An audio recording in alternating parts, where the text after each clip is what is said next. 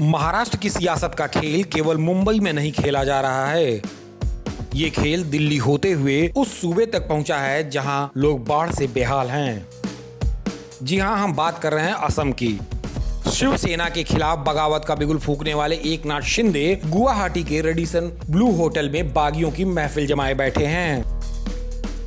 महाराष्ट्र विधान परिषद चुनाव में cross voting के बाद शिंदे ने गुजरात के सूरत में अपनी बैठकी जमाई, लेकिन चूंकि गुजरात महाराष्ट्र से सटा है और बीते 24 घंटे में देश ने देखा कि उद्धव के कुछ वफादार विधायकों ने बागी शिंदे के चंगुल से मुक्त होकर या कहें भाजपा की गिरफ्त से निकलकर हांफते दौड़ते महाराष्ट्र की सरहद में दाखिल हो गए थे, जिससे भाजपा को यह समझते देर नहीं लगी कि सूरत में शिवसेना के विधायकों को रखना खतरे से खाली नहीं है।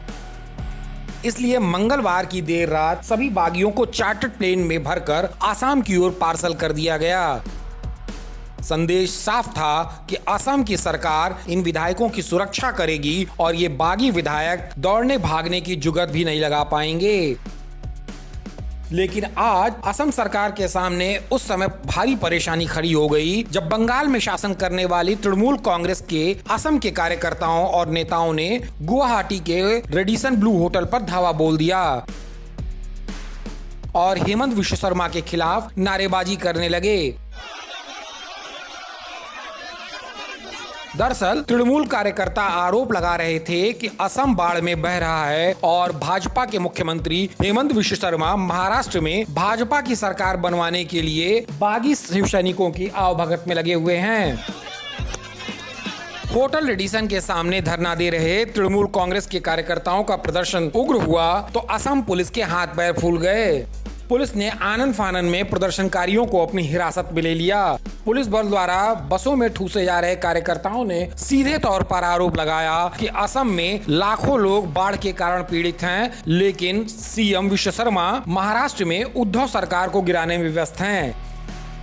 अब प्रश्न यह उठता है, तृणमूल कार्यकर्ता वाकई बाढ़ के कारण होटल के बाहर प्रदर्शन कर रहे थे या इसकी चाबी कोलकाता से कसी गई थी? कथित तौर पर कयास लगाए जा रहे हैं कि एनसीपी के इशारे पर कोलकाता से यह फरमान जारी हुआ है और यही कारण है कि तृणमूल कार्यकर्ता भाजपा सरकार के खिलाफ प्रदर्शन करने के लिए रेडिसन होटल पहुंचे थे। वहीं अगर असम में बाढ़ की स्थिति पर बात करें तो ब्रह्मपुत्र, बराक और उसकी सहायक नदियां पूरे उफान पर हैं, जिसके कारण असम में बाढ़ की विकराल स्थिति पैदा हो गई है। अनुमान के मुताबिक इस बाढ़ में असम में लगभग 55 लाख लोग प्रभावित हैं। असम सरकार की ओर से जारी की गई सूचना के मुताबिक लगभग 32 जिलों में 4,941 गांव बाढ़ के कारण बुरी तरीके से प्रभावित हैं। इस साल की बाढ़ में अब तक 89 लोगों की मौत हो चुकी है। वहीं अकेले बुधवार की बात करें तो करीब 12 लोगों को अपनी जान गंवानी पड़ी। बाढ़ में फंसे लोगों को राहत पहुंचाने के लिए भुवनेश्वर से एनडीआरएफ के जवानों की टीम असम भेजी गई है। इसके अलावा सेना भी बाढ़ पीड़ितों को सहायता पहुंचाने के लिए 24 घंटे काम कर रही है।